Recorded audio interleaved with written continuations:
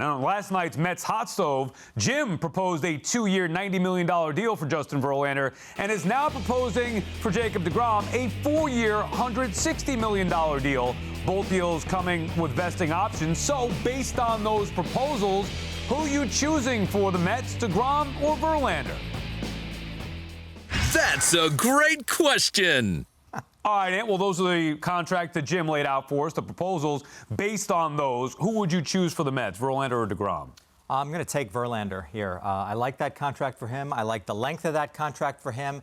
Look, he's on the sort of cusp of history, and I think he may be the last 300-game winner, and I think he's got that in Major League history, and I think he's got that in mind. I think he's going to do everything he can to get it. I think he's a better health bet than deGrom is, even though he's older. He's had his Tommy John. He's gotten through it. He had the core surgery. He got through that. He knows how to take care of himself. I like him. You know, it's a tough one because, you know, if you knew that deGrom was totally healthy, then you go deGrom because he's younger, but he also gets more years if you know that he's healthy. And so I think that kind of plays into this. For me, I would take Verlander as well because I like the shorter deal. I like the fact that he just got a new spark plug and, you know, connector and whatever else he got, what you want to call the Tommy John surgery that he just had. And so, you know, that was his first one, by the way, so he certainly has mileage there. His fastball velocity went up it was 95 miles an hour on average, so he still has something left in the tank. And if you look at the numbers over the last 5 seasons, they're pretty darn close. And it's 1 full year and then plus some of Verlander not even pitching.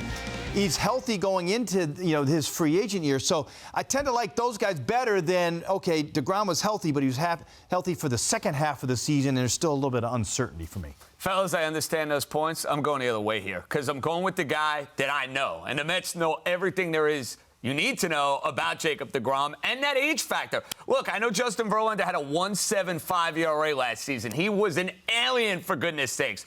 He's also on the north side of 40. I know it's a shorter-term commitment, but to me, the idea of basically having $40 to $45 million each in 2 pitchers, in Max Scherzer and in Justin Verlander at that age, I prefer to go with the younger guy, and I'm going with the guy who I know, listen, there are no questions, no issues about his ability to handle New York. Now, I think Verlander, for what it's worth, would be fine. He's a legend. He's a future Hall of Famer.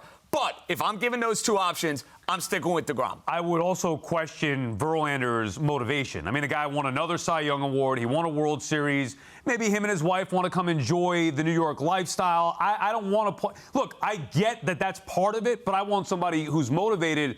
deGrom might be motivated to win a World Series, which is something he hasn't done. I know he's motivated to get paid, and I also need to sit with deGrom. I mean, obviously, that's the caveat here. Is deGrom, does he want to be here or not? If he just wants to be here begrudgingly because the Mets are the only team that's going to give him 4 years, $160 million, then no, I'm sorry, go to Texas or wherever else it is. It's going to make you truly happy from within. But if you want to be here, I want deGrom back. Plus, we're factoring in here, he is a Met and was a Met, and you'd like to see that number 48 get raised to the rafters at some point. You'd like to see him, a homegrown guy, go into the Hall of Fame as a Met one day if he continues on the trajectory, if he could stay healthy here.